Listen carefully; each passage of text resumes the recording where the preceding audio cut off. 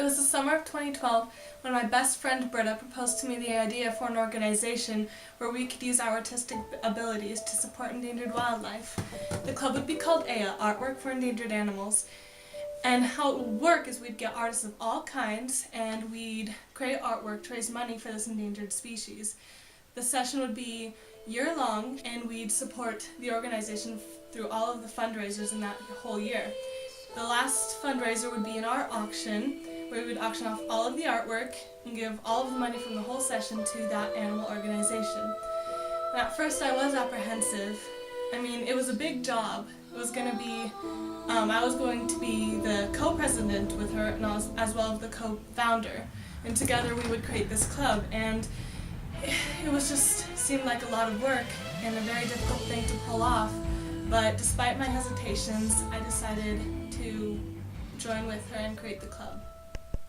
She and I wrote up official documents, made a website, and created our mission statement, all in preparation for our first session. All of these things came easily to us, but we did hit a major obstacle. Getting people to join a club they had never even heard about just didn't work. It wasn't working for us. We couldn't find anyone who was as interested in the cause as we were. But after a lot of hard work, we found a group of people that were pretty dedicated, and so at the end of the summer, we chose our first animal organization. In the summer of 2012, I was a volunteer at the Peregrine Fund's World Center for Birds of Prey, which is a worldwide organization whose dedication and passion is preserving the world's birds of prey through science and education. I was a tour guide at the Interpretation Center, and it was my job to inform the visitors about all of the different restoration programs that the World Center for Birds of Prey takes part of and organizes.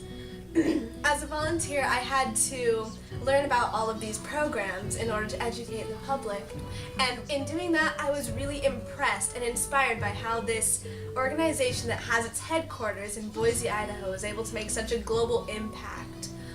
One of the programs that really caught my attention was the Aplomado Falcon Restoration Program. The Aplomado Falcon is a small falcon that is found in Mexico and the only falcon in North America still on the endangered species list. These falcons disappeared from their northern ranges in the deserts of Texas and New Mexico in the 1950s due to climate change caused by ranching and expansion.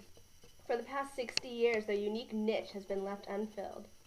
The Peregrine Fund's World Center for Birds of Prey hopes to reintroduce the Aplomado falcon back into their historical range. However, they have been experiencing obstacles. The Aplomado falcon nests in yucca trees, and these trees are threatened by cattle eating the blooms and trampling them. The birds of prey have begun to make artificial nesting locations to combat this issue, and they are beginning to make some headway. I was so surprised at how I had never heard about the Aplomado falcon before I had started volunteering at the World Center for Birds of Prey. At the same time, I had come up with the idea for a club called A.E.A, where we would use our talents and abilities in order to help an endangered animal and the organization that tries to save that animal. And so I brought the idea of helping the Aplomado falcon to my co-president and then to the group. And in July of 2012, we made our decision to partner with the World Center for Birds of Prey and their Aplomado Falcon Restoration Program.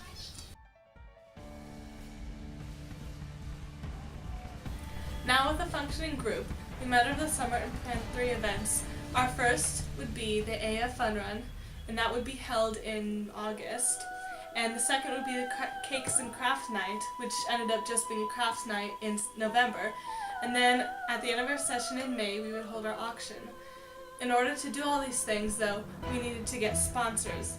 But since it was so late in the year, it was very difficult to find a sponsor that hadn't already planned their budget for the year. But eventually we found a couple that were willing to support us in our endeavor.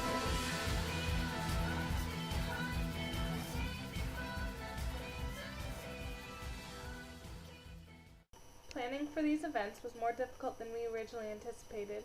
For our first annual A.E.A Fun Run, there was a lot of paperwork and fees for everything, including submissions of paperwork. We were also required to buy insurance and special licenses. Our next event, the A.E.A Crafts Night, had no paperwork, but instead a lot of preparation for all of the craft tables we would be supervising. For both of these events, We were able to have the birds of prey give live bird presentations to showcase the wonderful bird we were all there to support. Our final event, the A.E.A exhibition night, was perhaps the most challenging of all the events that we had planned for a singular reason. We had to coordinate teenagers. We had to collect their artwork, get frames, prints, titles, and artist statements for each piece. Of course, it was also difficult to assign a prize value to artwork that was all so different and beautiful. While our last two events had been relatively family-friendly, we wanted this one to be more sophisticated, and so we had to concern ourselves with interesting issues such as hors d'oeuvres, decorations, dress code, and securing an auctioneer. In the end, however the difficulties, at this event alone we managed to raise over $1,000, putting our total to give to the Birds of Prey in July at over $1,400.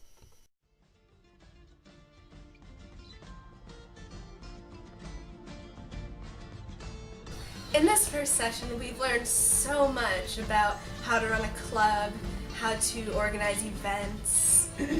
We've had to make a lot of adjustments and changes on how we advertised, how we tried to motivate our club members, and how we tried to motivate the community to support us in our endeavors to assist this organization.